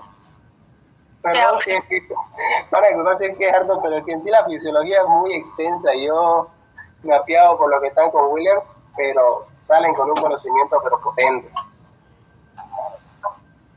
¿Se entendió? ¿Se entendió? Básicamente, para que me entiendan, hay un alveolo que está mal aireado. Entonces, obviamente, el cuerpo dice, yo por aquí no voy a mandar mi sangre a oxigenarse, a hacer hematosis. Entonces, ¿qué es lo que hace el cuerpo sabiamente? Fíjense qué hace. Constriñe ese capilar y cuando lo constriñe lo bloquea y le dice, por aquí ya no va a pasar más sangre. ¿Por qué? Porque ese alveolo está mal aireado. Entonces, deriva ese flujo sanguíneo a otro alveolo mejor aireado. Entonces, cuando lo deriva a otro alveolo mejor aireado, ahí va a ir a oxigenarse, a hacer hematosis la sangre. Y así, va constriñendo capilares y capilares hasta que lo manda únicamente a alveolos bien insuflados. ¿Y cómo hace eso? Constriñéndolos o inhibiendo canales iónicos de potasio. ¿Se entiende? Sí, si lo leen un poco más profundamente lo que escribí de respuesta, yo les juro que les van a entender. Pero así a simple vista tal vez no me entiendan mucho. Pero como sé que ustedes están hachas para mañana, me han entendido. Pero ahí me tomé la molestia de responderle. Esto es característica de las ondas lentas, reflejo de la TON. Aquí está, fíjense, función del surfactante, y esta fue resolución de P del modelo B3 de mi año. Me acuerdo que estaba tan obsesionado con física ese año que me ponía a resolver los bancos y que el examen de cada modelo de mi año. Qué cosas, che.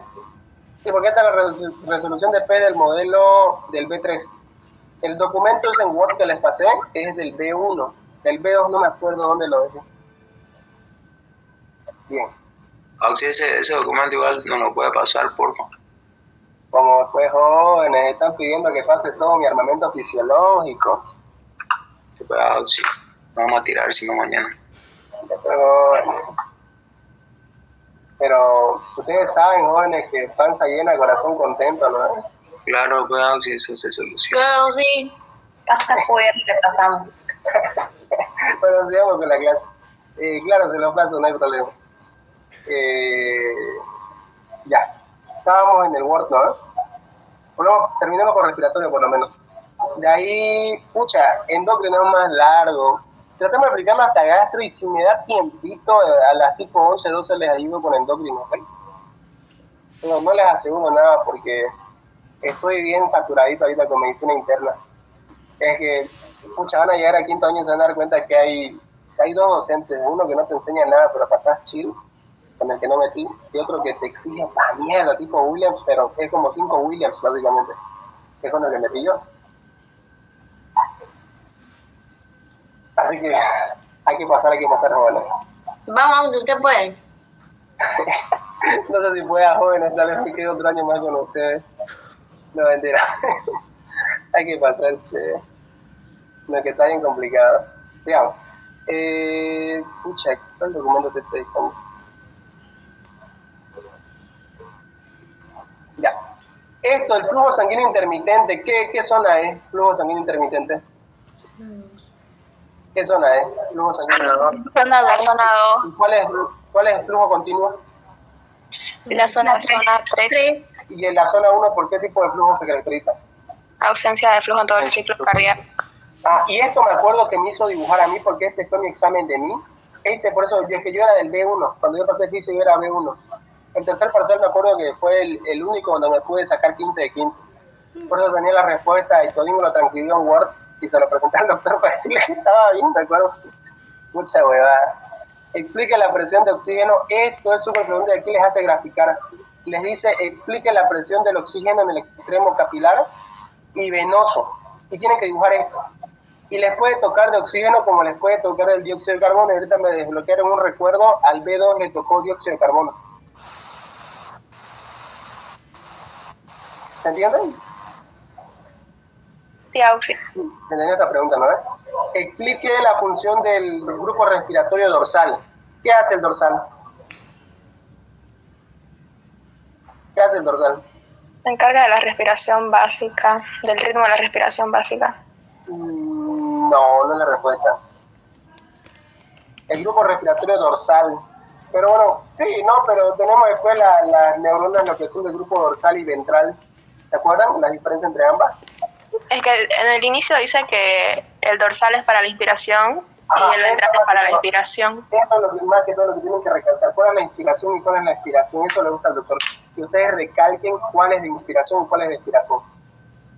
Rampa inspiratoria, ¿se acuerdan? Sí, de la rampa inspiratoria, ¿qué hace? Las señales nerviosas que se envían al diafragma no es una descarga de potencial de acción. Pucha, esto me acuerdo que era una belleza entenderle, porque recién me di cuenta que las señales que se envían al diafragma para que uno respire no son potenciales de acciones inmediatos. No es como por decir, digamos, cuando te lanzan un pelotazo y vos pones la mano para que no te den la cara, ¿no ves? Eso es un potencial de acción inmediato. Estos son básicamente descargas continuas.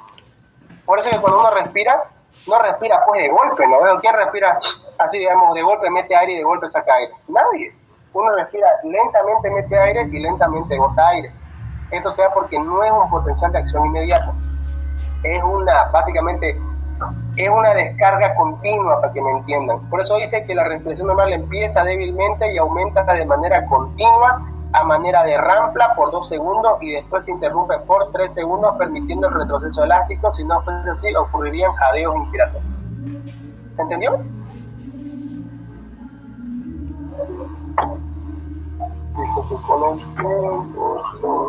¿Se entendió, jóvenes? Caray, se desconectó mi...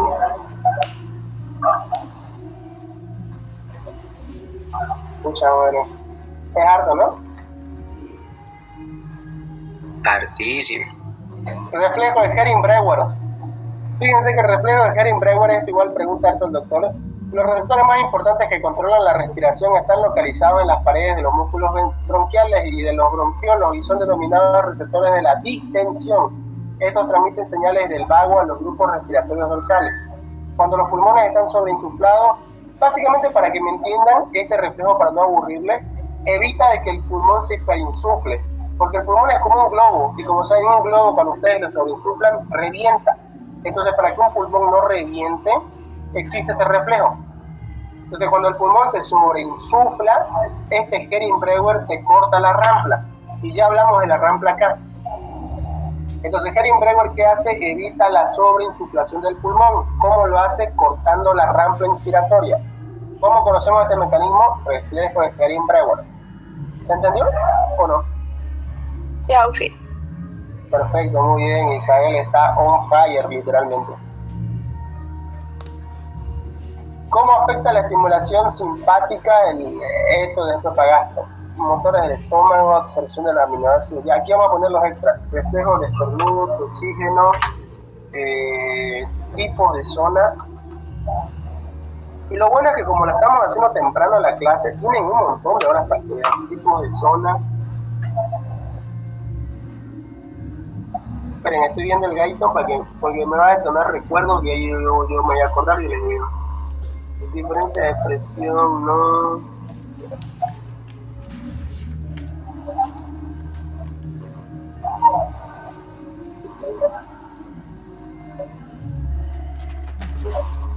Auxi, ¿será que preguntas las reacciones con la hemoglobulina?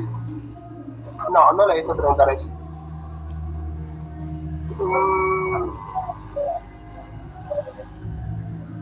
Había uno que decía, eran unos factores que influían en la difusión. No sé si alguien hace memoria ahorita que me estoy acordando. Factores que influyen en la difusión. ¿Alguien me puede ayudar? Hay alguno que hablaba de los factores que influían en la difusión. Era a través de una membrana.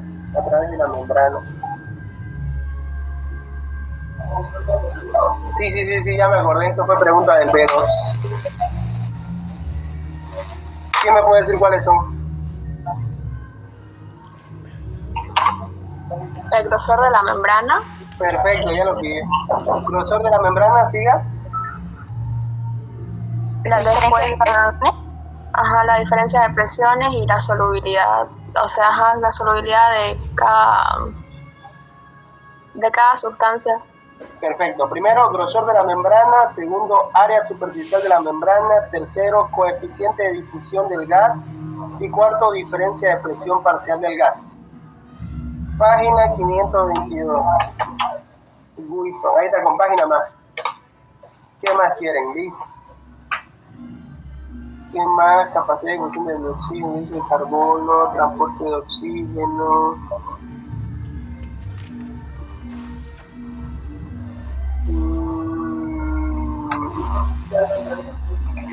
Pucha, oigan, sí es harto, ¿verdad? Ando viendo mi Gaiton y pucha, sí es harto.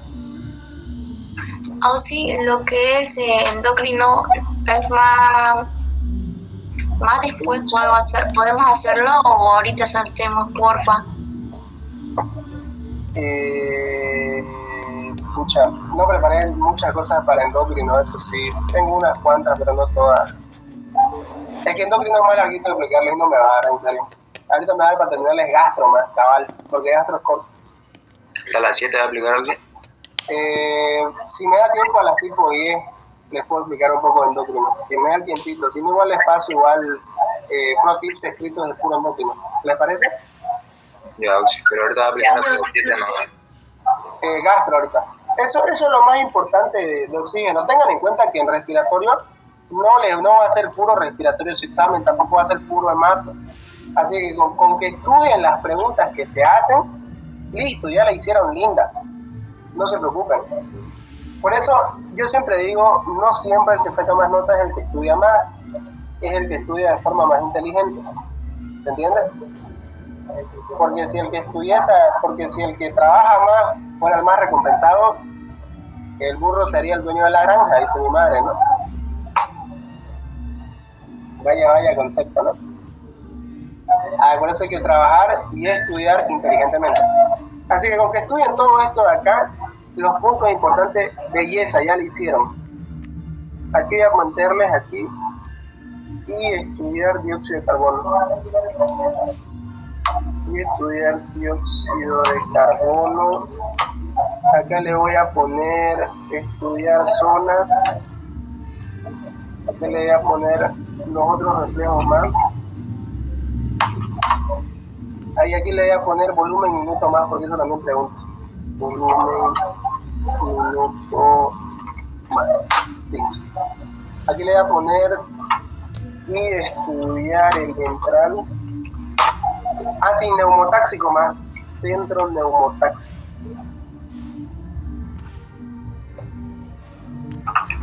Neumotáxico. Explica la rama respiratoria, reflejo de Haring-Brewer, estimulación, ya. Listo, eso es todo de respiratorio. Ahora vámonos a extra gas.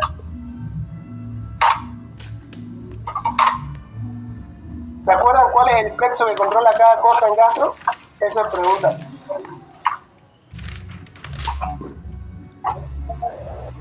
¿Quién me puede decir cuál es el plexo que controla cada cosa? El plexo mesenterico de Meissner y de Auerbach. Perfecto. ¿Cuál es motor? ¿Cuál es nervioso? Go, jóvenes. El mientérico es principalmente para lo que son las fibras musculares y el submucoso para lo que es la secreción de enzimas y de moco.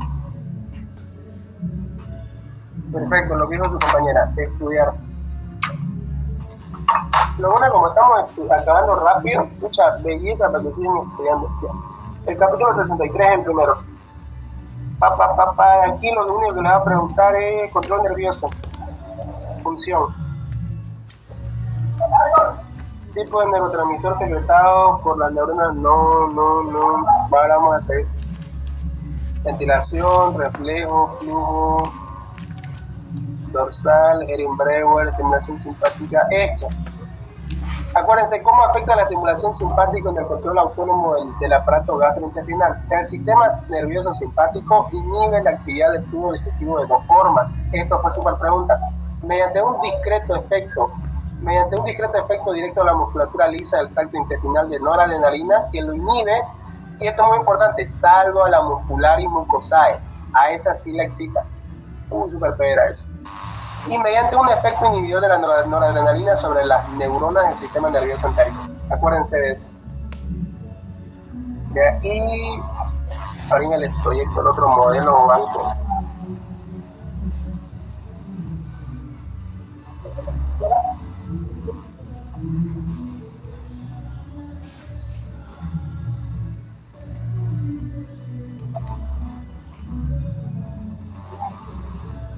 Enzimas pancreáticas. Acuérdense mucho de las enzimas pancreáticas. ¿Cuáles tenemos? Tenemos lo que son para la digestión de las grasas. Son 3: lipasa pancreática, que hidroliza las grasas neutras de ácidos grasos y monoglicéridos; la fosfolipasa, que separa los ácidos grasos de los lípidos; la colesterol esterasa, que hidroliza los ésteres de colesterol. Sí, esta. Acuérdense, había una para poder digerir lo que eran las proteínas. ¿Cuáles son? Que son pancreáticas también. ¿Cómo, Auxi? Habían unas enzimas que eran para comerse lo que es las proteínas, que están en el páncreas, y cuando se activan generan pancreatitis también. ¿La pexina? ¿Cómo?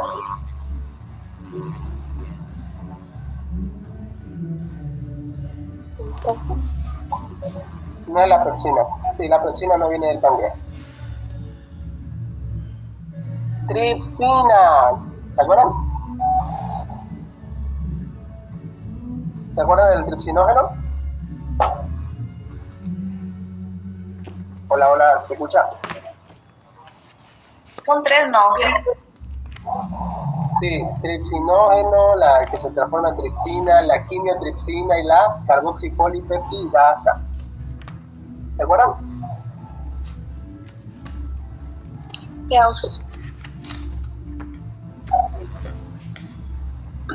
Vamos. Perfecto, muy bien. Acuérdense de las enzimas, aquí le voy a poner entre paréntesis. Eso sí es importante, estudiar todas las enzimas habidas y por haber. Todas las enzimas pancreáticas,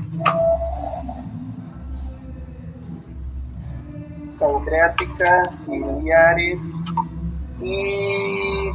pancreáticas, biliares... y la saliva también. Acuérdense que la saliva tiene enzimas. Características de las ondas lentas. Acuérdense, estas ondas representadas no son potenciales de acciones, sino que constituyen cambios lentos y ondulantes del potencial de membrana en reposo, y su intensidad suele variar entre 5 y 15 milivoltios. Su frecuencia es 3 en el cuerpo gástrico, 2 en el duodeno y 9 en el ilion. Esto igual fue pregunta para el B3. Acuérdense que hay ondas lentas y ondas rápidas. ¿Cuáles son los que sí son verdaderos potenciales de acción? Las en espigas. Perfecto, muy bien. No sé quién respondió, pero muy bien. Un surfactante mecanismo. Esto igual fue pregunta. ¿Cómo se absorbe la glucosa en la membrana luminal? Entra por contratransporte. Fíjense que dice, si no hay transporte de sodio en la membrana intestinal, apenas habrá absorción de glucosa, que se produce mediante un cotransporte con el transporte activo del sodio. O sea, ¿cómo se absorbe la glucosa en el intestino? A través de un cotransporte. Transporte activo secundario ese, ¿no? Exacto, muy bien, Marco, ¿no? Perfecto. Eso. Con el transporte activo del sodio. Acuérdense que la glucosa se absorbe gracias al sodio. Y la proteína o los aminoácidos en este caso también van con igual el cuerpo transporte. Perfecto, muy bien. Aquí vamos a poner entre paréntesis estudiar aminoácidos. Con esto le va a ir una belleza, jóvenes. Ya para qué estudiar si aquí está todo el acto resumido. Mecanismo, igual, mecanismo de secreción del ácido clorhídrico. Así que es una banda tener que verla, cómo contestarla. Esto sí que es larguito de entenderle, les dejo aquí el cuadro, esto sí que hay que entenderle. Acá esto es larguito, ¿ok? Pero es una pregunta que hace, mecanismo de secreción del ácido clorhídrico. Lo más puntual, ¿no? Hay que ponerlo. Que del líquido intersticial tiene que no hay puntualidad acá, creo. Acá sí que hay que poner varias cositas, que todo lo que ves acá, pues yo me acuerdo que el doctor decía, si es que ustedes no pueden escribirlo, si lo pueden dibujar también importa, dijo. Yo me acuerdo ese año. O sea, si pueden dibujar todo esto, no importa si no escrito nada. ¿Se entiende? Pero lo único malo es que para aprenderse todo ese dibujo pues hay que razonar, digamos. Claro. Así que, escucha, jóvenes, no creo que les toque esa pregunta, Dios quiera que no le toque a nadie, esperemos que no, pero ahí se la dejo. Aquí está, fíjense, factores que influyen en la velocidad de la difusión de gases, de lo que dijimos. Secreciones esofágicas, igual les preguntó. Las secreciones esofágicas son solo de naturaleza mucosa, principalmente proporcionan lubricación para la deglución dada por las glándulas mucosas simples que registran el esófago. Las glándulas compuestas cercanas a la unión gastroesofágica protegen la pared del esófago frente a la digestión de los jugos gástricos ácidos que a menudo refluyen en el estómago, hacia la porción inferior del esófago, mientras que las glándulas compuestas están en la porción inicial del esófago, evitan las excoriaciones. ¿Se entiende? A ver, ¿qué más de gastro? ¿Cuál es la hormona que se libera? Vamos a ponerlo aquí en el documento de Word. ¿Cuál es la hormona que se libera para estimular la secreción de bilis?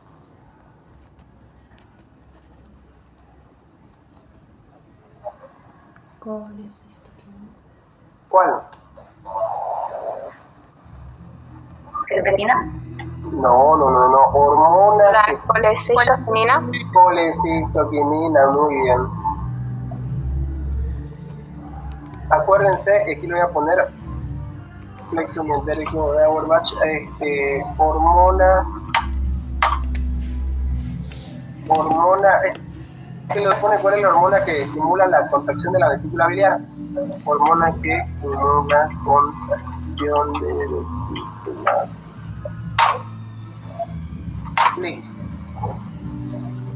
Autónomo, fibras nerviosas. Sí. Hormonas, su función, por ejemplo, la gastrina, ¿cuál es su función? Hormona, ¿cuál es su función de la gastrina?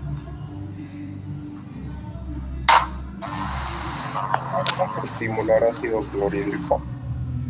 Estimular la secreción de ácido gástrico porque también estimula la histamina. Perfecto. Hormona, su función y lugar de producción. Sí, los movimientos propulsivos. Eso igual me acuerdo que entró en un modelo, movimientos propulsivos. ¿Se acuerdan de las autras? ¿Para qué sirven las autras?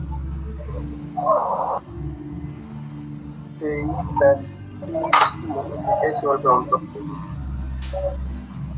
Para segmentar. Exacto, muy bien, correcto lo que dijo, para segmentar. Masticación, deglución.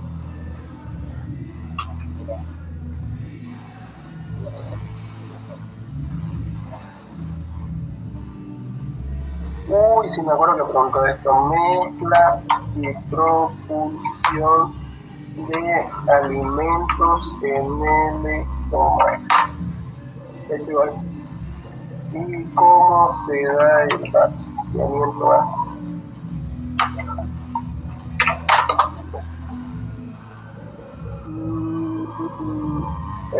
Movimiento intestinal, propulsivo. Eso de las otras, movimiento del colon. Eso me preguntó, entre paréntesis, austras.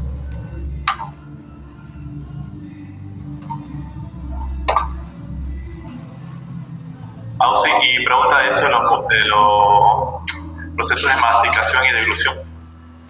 Nunca lo he visto preguntar eso.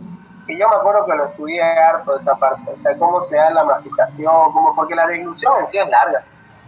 Así que se las dejaría a recomendación a ustedes si quieren estudiarlo, pero yo no la estudiaría, la verdad. Porque es muy largo y tampoco el doctor pregunta cosas extremadamente largas. Así que si es que no le da el tiempo, yo la dejaría sin estudiar esa parte. Porque acuérdense que su temario no es solo gastro. Y...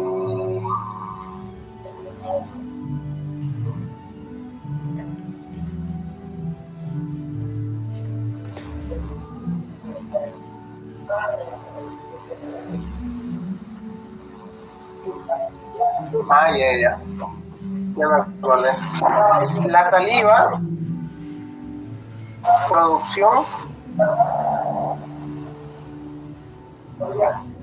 saliva, composición. Acuérdense de la composición de la saliva, su función, cómo se forma la saliva.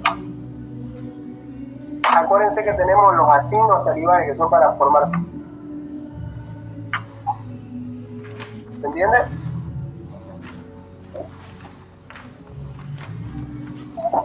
¿Se entiende hasta acá? Sí, sí. Perfecto. A ver, qué más podemos decir. A ver, secreción pancreática. ¿Dónde está?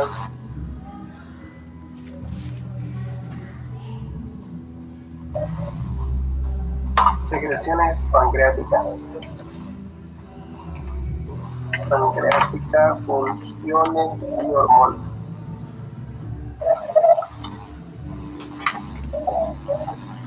Uy, me acuerdo que esta fue una pregunta puntual igual. ¿Cómo se da la emulsión de las grasas? ¿Quién puede explicar?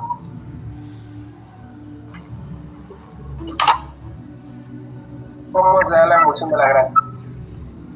Por la lipasa pancreática. ¿Ya? ¿Qué más? Por los ácidos biliares y la lecitina. Eso, perfecto, más correctamente, Diego. Siga, Diego, a ver. Siga, Diego. Los ácidos biliares y la lecitina van a actuar como no recuerdo muy bien. Solamente que como que hacen que la tensión entre las grasas sea menor para poder que haya más hidrosalud. Sí, más o menos lo que dijo. Está bien, pero acuérdense ustedes que la emulsión de las grasas se da gracias a la bilis, porque la bilis tiene un componente importante, la cual denominamos las sales biliares. Esas sales biliares que hacen, emulsifican las grasas y las encarcelan en forma de micelas. No se olviden de eso, por favor. Eso fue pregunta. Y función. ¿Quién sabe para qué son las glándulas de Brunner? Para la secreción de bicarbonato. Secretan bicarbonato cuando llega el quimo que tiene, o sea, llega el quimo ácido, digamos, del estómago. Ya, muy bien. ¿Y qué secretan, dijo? Bicarbonato. Ya, perfecto. Secretan básicamente una cantidad de moco alcalino, para ser más específico, ¿ok? Y la función del moco secretado se da por las glándulas de Brunner, en que consiste en proteger la pared del duodeno. No se olviden, estas glándulas de Brunner van a secretar un moco alcalino, el cual su única y principal función es proteger las paredes del duodeno. ¿Se entiende?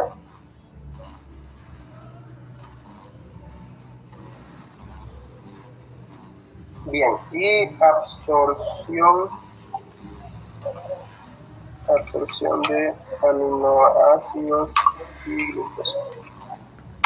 ¿Hasta acá todo entendido, jóvenes? Ya, sí. Perfecto. Me encantaría seguir leyendo los chicos, pero ya me pasé de la hora que tenía que estar hasta las 7.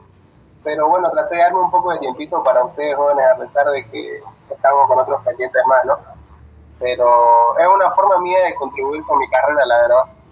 Porque como yo ya me voy al año, digamos, y la verdad es que esta carrera me ha dado mucho a mí, demasiado, la verdad. Entonces, para mí es una forma de contribución hacia mi carrera, la verdad, poder ayudarlos a ustedes. Y espero que ustedes también tengan ese mismo sentido de ayuda con los chicos que vienen más abajo de ustedes, porque ustedes algún día van a estar en quinto como yo, acuérdense, y pasa rápido el tiempo. Así que espero que también tengan esa predisposición de poder ayudar y nunca alzarse con la gente ni decir, ay, porque estoy en quinto, que peladitos en segundo, que cosas, etcétera. Como he visto en mucha gente. ¿Ok? Créanme o no, hay gente de quinto año que no sabe nada, que no sabe ni qué hace la vida, ni qué hace el páncreas, básicamente. Así que, eso, jóvenes. Y espero de que les haya gustado la clase. Fue una clase bastante resumida y entretenida. Y eso, jóvenes. A mí me les paso los documentos, ¿ok? Gracias por asistir.